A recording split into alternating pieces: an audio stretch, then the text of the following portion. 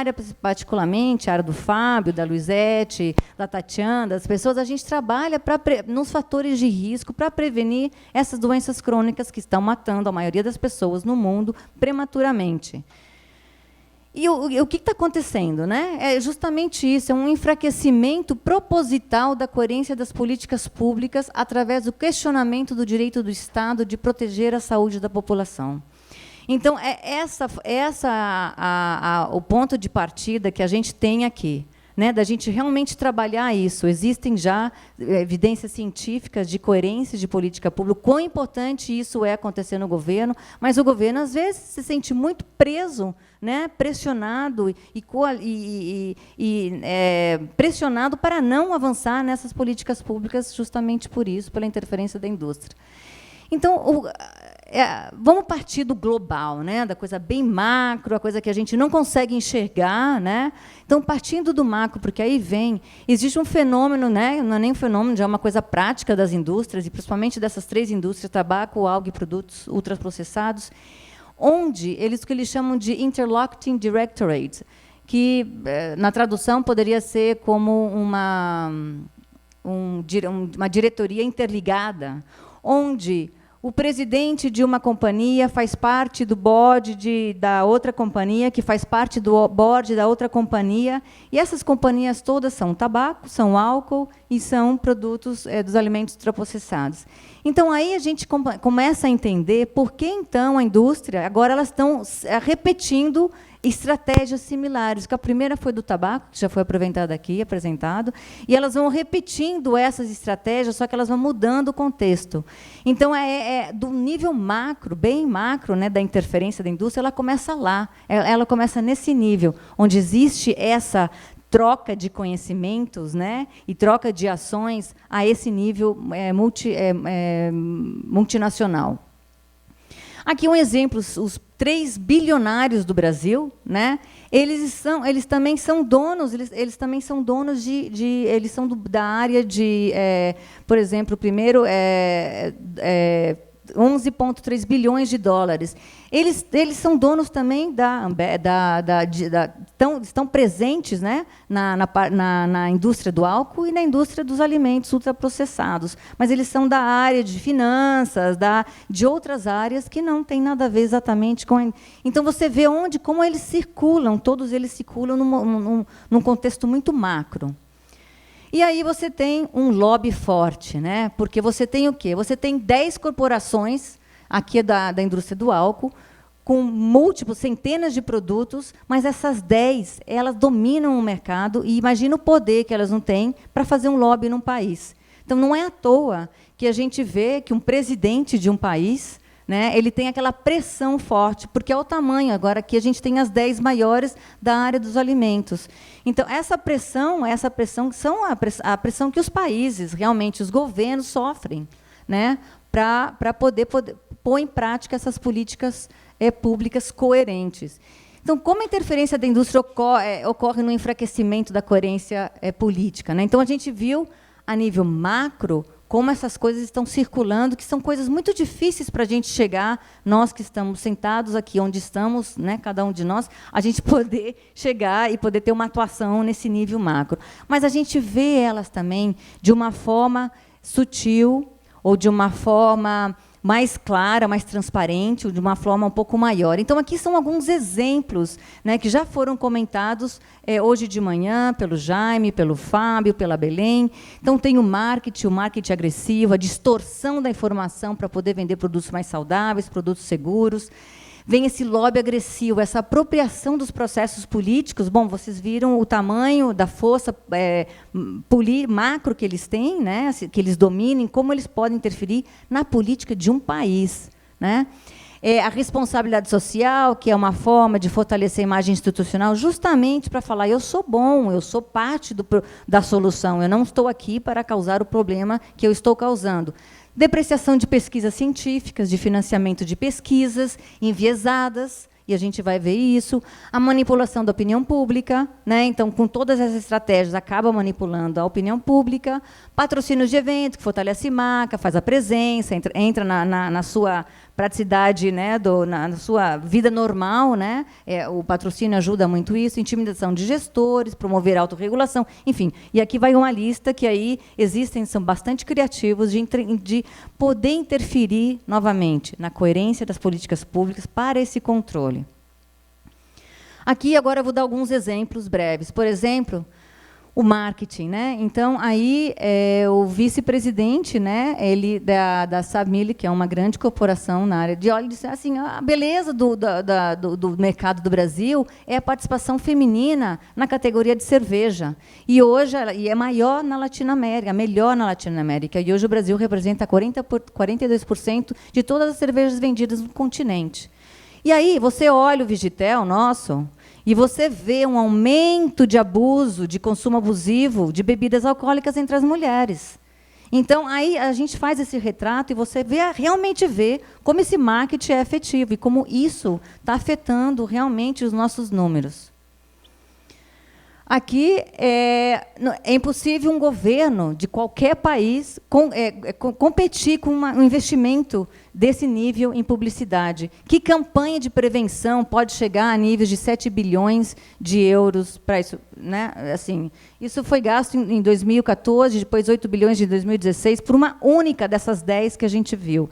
Então, é uma força muito grande, né, que vai realmente contra o que a gente está vendo, cientificamente provado que a gente tem que caminhar a favor da saúde. O tabaco, por exemplo. O tabaco, aqui no Brasil, já está quase que desnormalizado, eu te diria. Mas a indústria ainda encontra formas sutis, criativas, de poder entrar nas pessoas de menor idade, ou seja, nos adolescentes, nos jovens. O que eles estão fazendo aqui no Brasil? Eles estão financiando festas. Eles financiam festas com esses hashtags. Ahead Brasil, Quente Pira, Taste the City, Ready to Roll. Ele está financiando festas que a gente não tem ideia, mas é a indústria do tabaco. Então, a gente tem uma legislação forte no Brasil proibindo patrocínio, proibindo propaganda, mas aí eles conseguem burlar a lei e conseguem entrar num nível que a gente não está querendo, que agora entrar novamente, capturando os novos jovens nessa política. Responsabilidade social. Aqui alguns exemplos também de fora, as cervejas fazendo uma campanha na África, dizendo que se você comprar um pacote de 8 cervejas, você vai estar alimentando 3 estudantes na África, vai dando uma alimentação para 3 estudantes. Tudo bem, né? A outra, da Estela, falando, não, assim, você compra a cerveja e a gente vai estar apoiando, ajudar a ter a crise global de água, né, no mundo. Enfim, o Globe Smart Drinking Goals, que é da Ambev, dizendo não bebe, mas dirija, mas não beba. Então, deixo para vocês refletirem. Aqui foi um exemplo de 2014, nas eleições aqui no Brasil, e aí foram, antes dessa lei que existe agora no Brasil, de determinadas empresas não poderem patrocinar as campanhas eleitorais. Mas a gente vê aí quem são as que mais patrocinaram. E por isso que a gente encontra essa apropriação, esse lobby político, esse vídeo que passou o Jaime, né, dos presidentes, dos parlamentares. Por quê? Por causa disso. Exatamente por causa disso. Essa pressão que faz para eles poderem, então, defender, ou ir contra, né, ou poder interferir em qualquer processo que a gente está colocando em frente para essas medidas regulatórias. O Fábio já falou alguma coisa, esse slide até dele, eu acho, né, Fábio? Aqui é o que mostra, né, os financiamentos das pesquisas enviesadas, né? Vocês devem conhecer a Maria Nestle, né? Ela fez todo um recompilamento de todos os estudos e mostrou, né, a diferença de estudos financiados pela indústria e de estudos financiados por, né, órgãos idôneos, e, enfim. E aqui é um exemplo das 18 revisões sistemáticas que esse estudo fez. 12 não tinham nenhum conflito de interesse, porque não eram financiadas pela indústria, e as 12 concluíram que as bebidas açucaradas promoviam o excesso de peso. 6 estudos eram financiadas pela indústria, mas eles concluíram que as bebidas que não tinham evidência científica suficiente para dizer que essas bebidas promoviam o ganho de peso. Então, isso também acontece. São formas que a indústria vai entrando para ir contra o que a gente está provando cientificamente, que é o que a gente tem. E agora, então, isso aqui é para resumir que existem essas semelhanças, certo? Existe uma semelhança de tática, de estratégia da indústria do álcool, do tabaco e dos produtos processados. Isso já está mostrado em vários estudos, né, de como elas estão agindo. E vocês já viram, desde aquela parte global, onde todos os presidentes, os diretores dos conselhos diretivos, onde eles estão circulando na indústria. Então, como enfrentar essas práticas corporativas ou esses interesses comerciais que estão afetando a nossa saúde? A gente, o ano passado, em 2016, a OMS organizou uma conferência global de promoção da saúde em Xangai, e ela junto com um fórum mundial dos prefeitos, e ela trouxe uma discussão, várias discussões, mas uma discussão importante que ela trouxe foi a discussão dos determinantes comerciais da saúde, que é uma forma de contrabalancear esses interesses prejudiciais à saúde. E uma coisa muito importante que ela articula é a formulação de políticas transformadoras, que são políticas que tem que ter vontade política para a ação, e justamente que o Jaime hoje está falando, né? O Jaime estava falando hoje que o presidente bateu e enfrentou e não desceu a ministra de Saúde. Então, uma vontade política de ação, tem que ter uma coerência política, não é você ir por um lado, na política do Ministério da Saúde para um lado, e na outra, o Ministério da Agricultura vai para o outro. Uma criação de uma sociedade produtiva e modelos de desenvolvimento econômicos com justiça social e equidade. E é isso que a gente está buscando. Esse é o discurso que a gente está buscando. E o ano passado a gente realizou uma reunião na OPAS, Washington, alguns de vocês estavam presentes. A gente trouxe essa discussão para cá, para o Brasil. O que é esse determinante comercial da saúde? Como a gente caracteriza aqui no Brasil? Com a ideia de produzir um documento de referência que nos pudesse guiar vocês, guiar todos que estão aqui em ações e ajudar a gente a levar essa discussão mais adiante, em ações que vocês possam levar mais adiante em cada um nos seus trabalhos. E esse documento, então, nessa oportunidade, a gente teve várias definições dos determinantes comerciais, o que era. Então, por exemplo, aqui, a primeira de cima, foi uma discussão da OMS que disse que esses determinantes comerciais são práticas corporativas ou interesses comerciais que afetam a saúde e a equidade. A professora Ilona Kickbush diz que é uma referência, e foi ela que trouxe essa discussão dos determinantes comerciais. Ela diz que são estratégias utilizadas pelo setor privado para promover produtos e escolhas que são prejudiciais à saúde. O professor Jeff, que esteve na nossa conferência, disse: entender as doenças crônicas não transmissíveis como uma epidemia industrial, causada por indústrias que produzem produtos e atividades não saudáveis, como bebidas alcoólicas, o tabaco e alimentos e bebidas açucaradas, enfim. A professora Sara, que também esteve na nossa conferência, ela disse: os determinantes comerciais, eles afetam os 3 níveis dos determinantes sociais da saúde. E vocês já devem estar muito familiarizados com esse gráfico dos determinantes sociais. Eles influenciam as políticas públicas, como a gente já sabe, eles moldam os ambientes físicos, né, da gente, sociais, ou seja, o que a gente vai comer é aquilo que está lá, né? Então, eles ajudam a moldar. Eles também manipulam as nossas preferências individuais. Então, eles estão dentro dos determinantes sociais. E aí, o professor Paulo Bux também esteve na nossa conferência, trouxe um desafio de reflexão para a gente. Ele diz: esses determinantes comerciais, na verdade, são uma dimensão dos determinantes sociais, porque eles também apresentam uma distribuição desigual. Ou seja, quanto mais baixa a posição da gradiente social, quanto as pessoas mais pobres, mais vulneráveis elas estão aos determinantes sociais. Então, aos alimentos, às bebidas, aos planos de saúde, às agressões industriais, enfim, do ambiente. Então, se você para pensar, é verdade, né? Quem está tomando mais refrigerante hoje? Quem bebe, quem fuma, quem bebe mais? Enfim, tem uma série de coisas que a gente vê que esse grupo é o grupo que está sendo mais afetado, né? Então, com isso, esse grupo que participou dessa reunião de agosto, ele tentou, né, teve assim, um desafio de descrever o que eram esses determinantes comerciais para a situação do Brasil. Então, ele diz que determinantes comerciais da saúde compõem uma das dimensões dos determinantes sociais. Então, acho que a gente ficou claro, né, a gente concorda com isso. ligados às dinâmicas de mercados nacionais e transnacionais, porque vai além, né, da situação do Brasil, exercidas ou lideradas por corporações ou seus aliados, porque é uma coisa abrangente, que eles buscam minimizar a participação pública, ampliar lucros e vantagens através de ações no campo político, econômico e social, gerando impactos na saúde e no meio ambiente.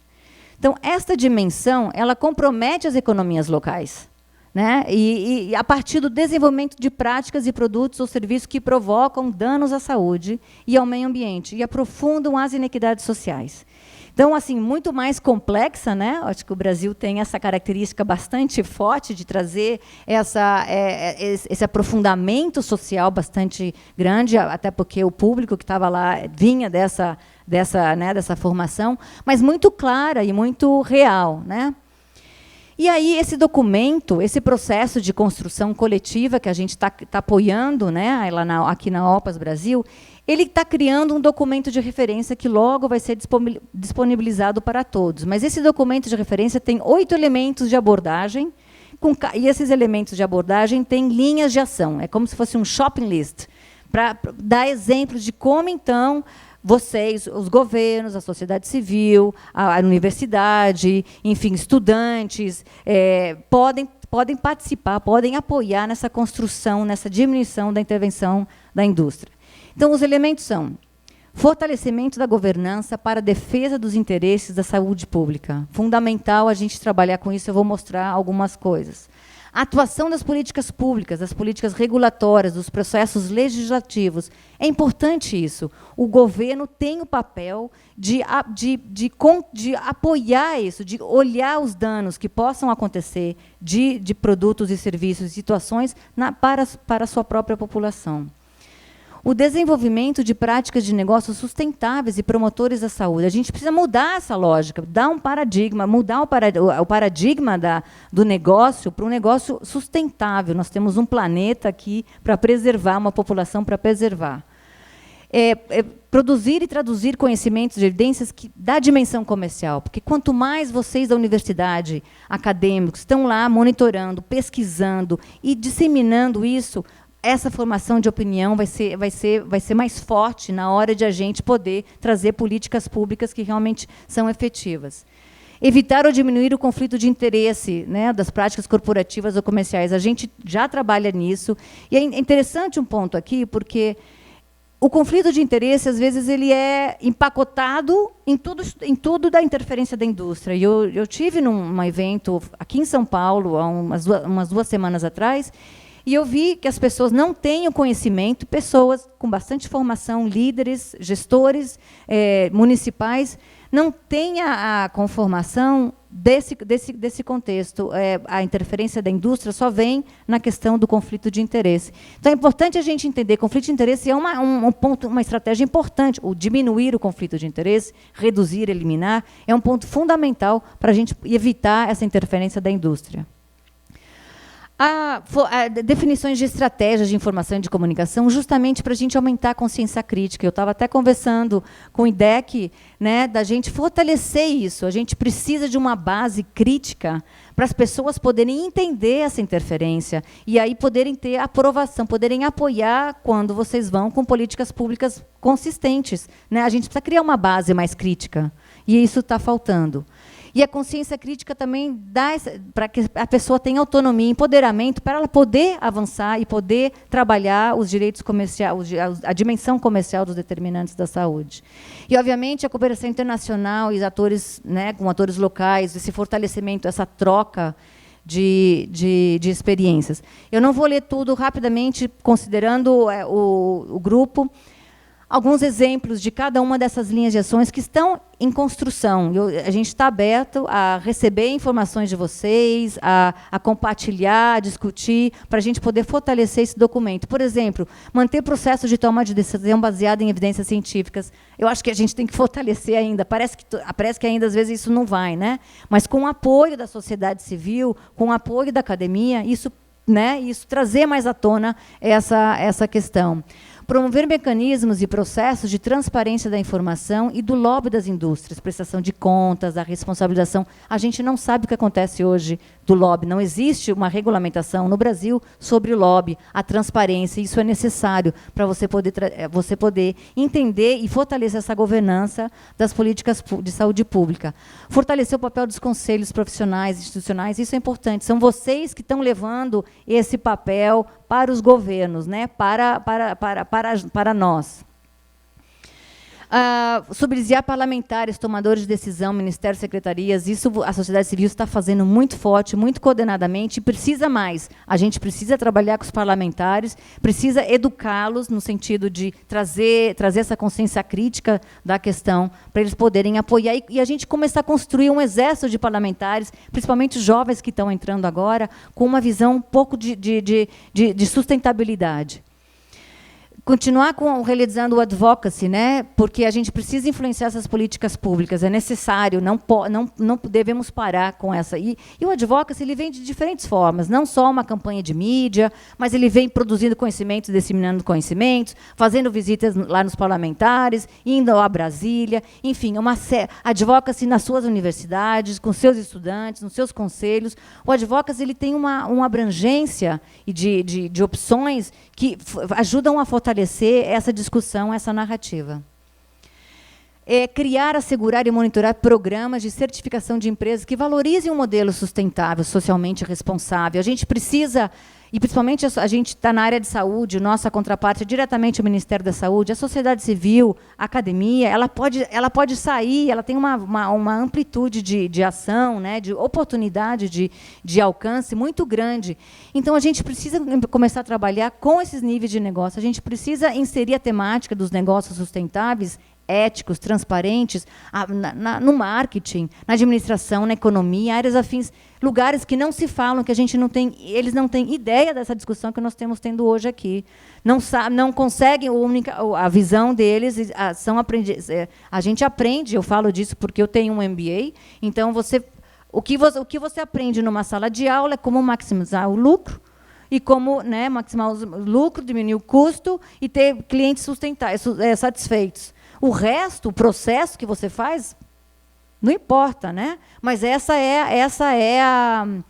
é o trabalho que hoje se faz. Como a gente fala, os médicos precisam saber hoje de nutrição, os administradores, economistas precisam saber desse tema. Precisam saber de economia sustentável, de economia ética e transparente. Criar uma agenda de pesquisa com financiamento público, que tenha a visão da dimensão comercial. Isso a gente está até trabalhando, né, discutindo com nossos colegas do Ministério da Saúde, de como a gente pode, de uma forma ou de outra, por exemplo, elaborar pesquisas econômicas que mostram o impacto de determinada política na economia do país, do Estado, enfim. Começar a financiar mais e mais e mais projetos de pesquisa que visem esse entendimento da interferência da indústria e do impacto econômico na saúde. E também criar redes, monitoramentos dos impactos corporativos, mostrar o que as corporações estão fazendo, que estão debilitando, danhando a saúde, o ambiente, né, e a vida das pessoas. Isso é uma forma de se criar essa massa mais apoiadora, né, crítica. Conflitos de interesse, estabelecer diretrizes que visem reduzir ou evitar as interações necessárias, por exemplo, do servidor público e da indústria. Hoje a gente sabe que não existe uma norma clara, né? E a gente precisa trabalhar com essa norma clara. Quando é o limite do limite? Né? Quando a gente tem que responder e como a gente tem que responder? Qual é o seu conflito de interesse com essa agenda ou não? Precisa ter coisas mais claras para a gente poder ter segurança também nas definições que vêm do setor público. Fortalecer Ministério Público, Defensoria Pública, na atuação sobre conflitos de interesse e interferência da indústria. E para a gente promover isso, fortalecer essa discussão junto com eles. E capacitar funcionários de diversos lugares também sobre o conflito de interesse.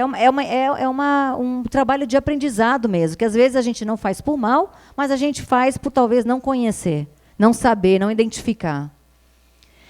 Desenvolver ações de comunicação para a formação da consciência crítica. E isso também é um ponto que a gente vem conversando.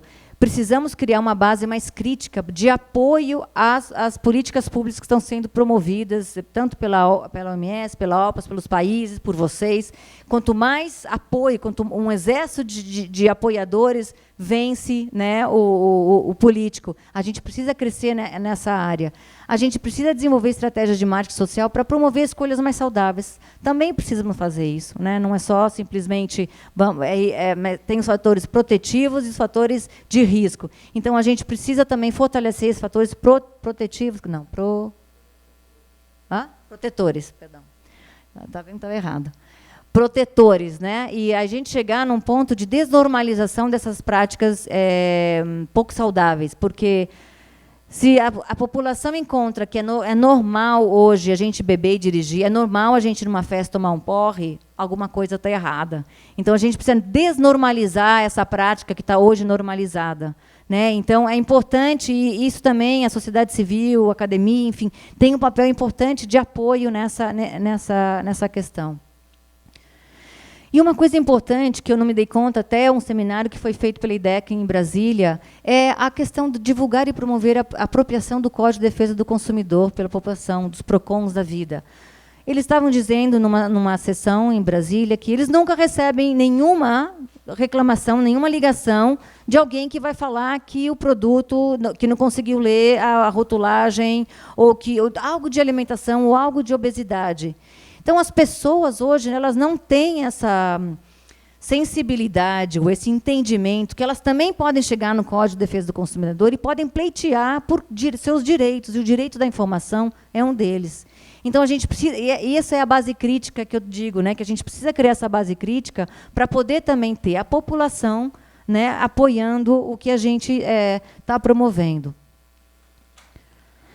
E, por último, autonomia e empoderamento da população. É fundamental isso. Fortalecendo essa apropriação do Código de Defesa, você está dando autonomia para a sociedade, para o público, né, poder participar. Trabalhar no nível comunitário, principalmente com jovens e adolescentes. O professor Nick, que veio na nossa reunião, para ele era fundamental isso. Ele dizia que o que a gente tinha que fazer era formar um exército de jovens que tem essa habilidade hoje, né, da mídia social, capacitá-los, motivá-los, criar essa consciência crítica e deixar que eles justamente trabalhem essa questão da dimensão comercial, da interferência da indústria. Então, é um ponto importante, mobilizar esse jovem para ele poder também apoiar, e ele vai ser, né, e convidar outros nessa mesma linha de trabalhar a questão da interferência da indústria. E a mobilização e a cooperação internacional, a gente encontrar momentos, né, encontrar agendas, plataformas convergentes que a gente possa trabalhar. A Agenda 2030, né, dos ODS é uma delas. Ela fala da economia, ela fala da produção, ela fala de trabalho, ela fala de tudo isso, mas ela fala pensando na questão sustentável, numa economia sustentável, transparente, ética. E aí a gente aproveita essa agenda, né, no bom sentido, usa essa agenda para poder levar a questão dos determinantes comerciais da saúde. E esse documento, que logo estará disponível para todos vocês, o que a gente busca com eles, então, é abrir uma porta de discussão, uma porta de reflexão, de debates, de estudos, de ideias, que a gente possa, então, a partir daí, tirar melhores definições de como, então, a gente atuar em determinados momentos. E, bem, obrigada, e a ALPA está à disposição.